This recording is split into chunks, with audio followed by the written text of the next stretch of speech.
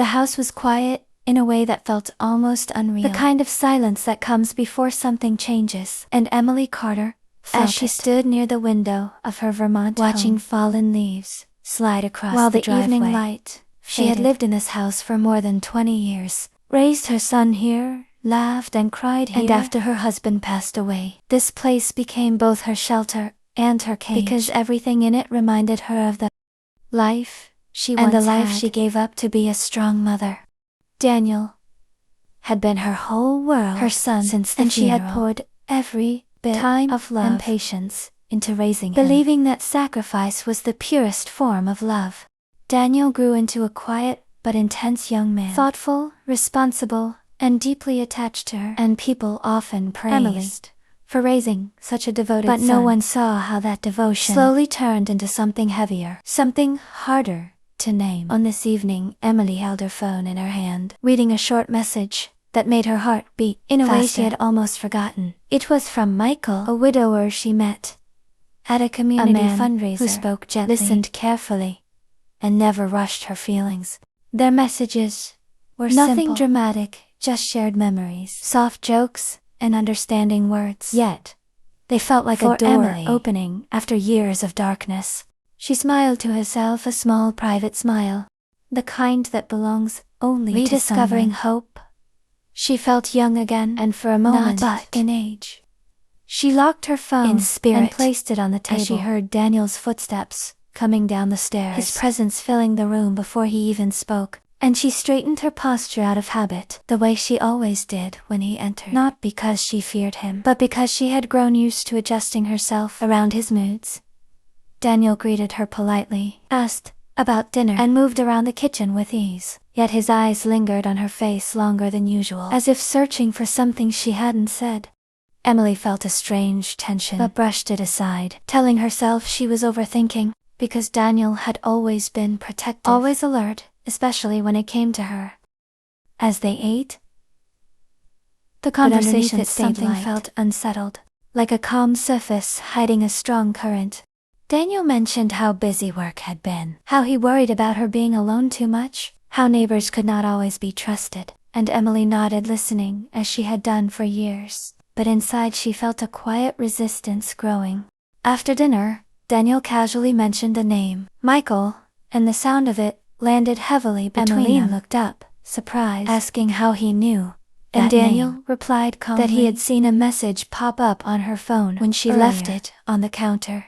The room seemed to shrink, and Emily felt a wave of discomfort. She couldn't immediately explain, not because she had done something wrong, but because something private had been noticed without her consent. Daniel asked questions that sounded like but concern, felt more like judgment, wanting to know who Michael was, how long they had been talking, and why she hadn't told him. And Emily answered carefully, choosing her words like stepping stones across thin ice. She said Michael was a friend, someone kind, someone who understood loss, and as she spoke she realized how long it had been since about her own feelings out loud. Daniel listened, but his expression hardened, and he said he didn't like the idea of a stranger entering especially her life after everything she had been through. Emily reminded him gently that she was not fragile heartbreak before, but Daniel's response came quickly, sharper than she expected, saying, "People always hurt those who trust too easily." The words stayed with her because she could hear fear behind them. Fear of change, fear of control over the world he had built around her. Emily felt a quiet ache in her chest, realizing that her son, the boy she once held during thunderstorms, now saw himself as her shield, her gatekeeper, and maybe even her judge. She ended the conversation softly, saying she was tired and needed rest. Daniel accepted that, though his eyes lingered with unspoken thoughts as he walked. Alone again, Emily sat at the table, staring at her hands, feeling a mix of guilt and sadness that surprised her. Because she had done nothing wrong, yet she felt as though she simply by wanting something more from life. She thought about the years she spent setting aside her own dreams to make sure Daniel felt safe and loved. And she wondered when love had turned into obligation, and when protection had started to feel like a boundary. Outside, the wind grew stronger, shaking the windows gently, and Emily felt the same unease inside, sensing that something important had shifted between her and her son. She picked up her phone again, reading Michael's message one more time, and for the first time she hesitated before replying. Not because she didn't want to, but because she knew that her not only affect her heart, but also the fragile balance of her family. As she finally typed a short reply, her hand steady but her heart unsure, Emily understood that the quiet life she had known was ending. And that one line, sacred and unspoken, had already begun even though neither she was ready to admit how close they were to crossing it. After that evening, something changed in the house. Not loudly, but deeply, as if an unseen weight had settled into every room, and Emily felt it each morning when she woke, and each night when she tried to sleep. Daniel became more watchful, more present, always asking where she was going, who she had spoken to, and when she would return, framing every question as but never as a choice. Emily tried to keep life normal, going to work, shopping for groceries, watering, yet Daniel's attention followed her like a shadow, and she began to notice how often he checked her phone when it buzzed, how he paused near her laptop when emails were open, how his silence felt louder than words. Michael's messages remained gentle and respectful, but Emily now read them with caution, aware that even small moments could bring tension into her home. When Daniel spoke about Michael, his tone was firm and dismissive, saying the man was a distraction, a risk, someone who could take advantage of her kindness. And Emily listened, feeling both anger and sorrow, because she recognized that Daniel's fear came from love, yet love had started to bend into something unhealthy. One afternoon, Emily returned home earlier than expected, and found Daniel sitting at the kitchen table with her phone in his hand, scrolling through her messages, and the shock of that moment cut through her calm. Like cold air, she asked him to stop, her voice steady but firm. Daniel looked up, saying unashamed, he only wanted to make sure she was safe. That word safe echoed in her mind, because safety without trust felt like a locked door. Emily took her phone back, reminding him that privacy, that she was still an adult with her own life, but responded by listing everything Daniel, he had since done his father died. Every choice, every moment, he stayed, and she felt a quiet guilt, even though love should not be counted like debts. Days later, Emily planned to meet Michael for coffee at a public cafe. Nothing rushed, private, and when Daniel found out, he tried to stop her, standing by the door and asking her to reconsider, saying he had a bad feeling, didn't saying the world was not kind to women like her. Emily looked at her son and saw fear behind his words, but she also saw control, and for the first time, she said no, gently but clearly. The meeting with Michael was calm and respectful, filled with quiet conversation and shared memories of loss, and Emily felt a warmth she hadn't felt in years. Not excitement, but understanding. When she returned home, Daniel's mood was cold, his words short, and later that night she overheard him on the phone speaking sharply, using Michael's name, telling someone to stay away from his family. And Emily's heart dropped as she realized he had crossed another boundary without asking. She confronted Daniel, asking if he had contacted Michael, and after a moment of silence, he admitted it, saying he had warned the man not to confuse her kindness for interest. And Emily felt hurt in a way that went beyond anger, because her voice had been taken from her own story. She told Daniel that his behavior was not protection, that love did not give him the right future to. And Daniel responded with emotion. He could not lose her. He felt replaced. The thought of another man in her life made him feel invisible. Emily listened, tears forming, realizing how deeply tangled their lives had become, grief had shaped their bond in ways neither of them had noticed until now. She reminded him that a mother's love does not disappear when she chooses happiness, that her heart had space for both him and someone new. But Daniel struggled to accept this truth, his fear turning into silence. Over the following weeks, he began canceling plans, offering excuses, suggesting she rest instead of go out, discouraging her gently, but persistently. Emily felt her world as she noticed how easily she had begun adjusting her choices. One evening, alone, she looked at herself in the mirror and barely recognized the woman staring back. A woman who had survived, raised a child, and yet now felt unsure about claiming her own life. That realization was painful, but clear. The line between care and control had been crossed, and if she did not face it soon, she would lose not only the chance at love, but also herself. And as she sat on the edge of the bed and staring at Michael's unread message, Emily understood that the next step she took would either restore balance or break the fragile peace of her family forever. The truth revealed itself on a quiet afternoon when Emily returned home earlier than usual and felt an unease she could not explain. To still the air too heavy. And as she walked past Daniel's room, she noticed papers spread across his desk, something white catching her eye. And when she stepped closer, her heart sank because it was a printed email she had written to Michael. Words meant to be private, filled with honesty and careful hope. In that moment, the weight of everything she had ignored pressed down on her, and she realized this was no longer about concern or fear, but about control over her thoughts and feelings. She stood there for a long time holding the paper, breathing slowly, choosing calm over anger, because shouting would only deepen the damage already done. When Daniel came home, later that evening, Emily was waiting at the kitchen table, the paper folded neatly in front of her, and the look on his face he understood before she said a word. She asked him how long he had been reading her private messages, and after a pause, filled with shame, he admitted he had accessed her email, saying he needed to understand what she was thinking, what she was planning, who she was becoming. Emily felt a deep sadness, not just for herself but for the son she had raised, because she could see how fear had twisted his sense of love into something harmful.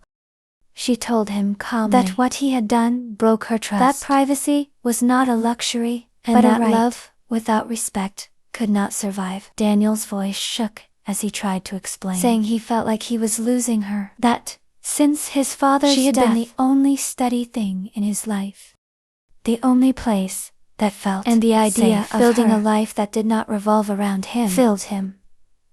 Emily listened, tears in her eyes, understanding his pain, but refusing to excuse his actions because she knew that understanding did not mean acceptance. She told him he was her son, not her partner, not her guardian, and that he could not take ownership of her heart simply because he feared being alone.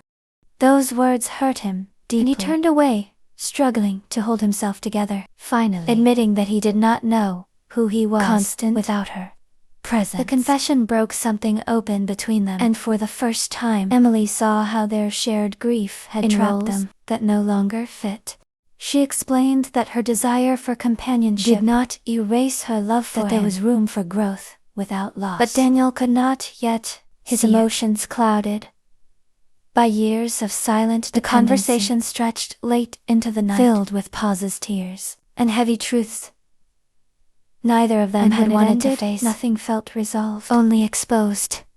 Over the next few days, the house felt fragile, as if one wrong word could cause everything to collapse. And Daniel avoided her, spending long hours away or locked in his room, while Emily moved through her routines with a quiet determination forming inside her.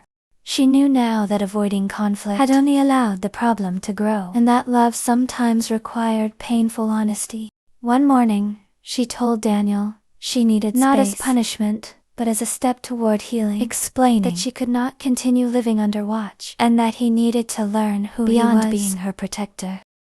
The words were hard, but necessary, and Daniel reacted with disbelief, then anger, before finally nodding, his face drained of color. As he understood the seriousness of her decision, he agreed to move out temporarily, saying little, packing his things slowly, each movement heavy with regret. As Emily watched him leave, her heart ached, but she also felt a quiet sense of strength because she had finally spoken the truth out loud. That evening, alone, she sat in the house, the same place where the journey had begun, and for the first time in months, she felt clarity instead of fear, knowing the line that had been crossed could not be ignored. If it came at all, healing would begin only after both of them learned to let go of the roles that had kept them trapped for far too long time, moved forward in quiet, steady steps. After Daniel left the house that once felt heavy slowly began to feel honest, giving Emily space to breathe and remember before grief and responsibility shaped every choice she made. The first weeks were difficult, filled with moments she almost reached for her phone to check on Daniel, to fix his things, but she stopped herself, understanding that love did not always mean rescue. She focused on small routines, morning walks, cooking meals just for herself, meeting friends she had quietly drifted away from over the years. And in those simple acts, she felt parts of herself return. Michael remained patient and respectful, never pushing, never asking for more than she could give, and their conversations became a source of calm rather than conflict, built on honesty and shared understanding. Meanwhile, Daniel struggled in his new space, facing where he could no longer measure his worth by how close he stayed. And for the first time, he began to see how much of his identity had been tied to control rather than growth. He started counseling not because Emily demanded it, but because he finally felt the cost of his actions, the loneliness that came from crossing a line. Weeks turned into months, and slowly Daniel reached out, not with accusations or fear, but with apologies that sounded real, admitting he had confused love with possession and protection with power. Emily listened carefully, choosing patience, and when they met again, it was in a public place, neutral and calm, where both of them could speak without falling into old patterns. Their conversations were honest, sometimes uncomfortable, but grounded in mutual respect. And Emily made her boundaries clear, not as walls, but as guides for a healthier relationship. Daniel accepted them, understanding now that closeness did not mean control, and that letting go was part of growing up. Over time, trust began to rebuild, not as it once but as something stronger and more balanced, shaped by awareness and choice rather than fear. Emily allowed herself to move forward with her life, embracing companionship without rediscovering joy without apology. And Daniel learned to build that did not depend on holding someone else still. One spring morning, months after the separation, they sat together on Emily's porch, sharing coffee under soft sunlight, the air filled with quiet understanding rather than tension. They spoke easily, laughed and for softly. The first time in years, neither of them felt the need to guard the moment. Emily looked at her son and saw not a frightened boy clinging to the past, but a young man learning to stand on his own. And Daniel looked at his mother and saw not someone he needed to protect, but a woman strong enough to choose her own happiness. The sacred line that had once been crossed now stood clear and respected, not because it was forced, but because both of them understood why it mattered. As the morning passed, Emily felt peace settle in her heart, knowing that love could survive if it was willing to change, and that did not mean returning to what was familiar, but building something better from the truth, one honest step at a time.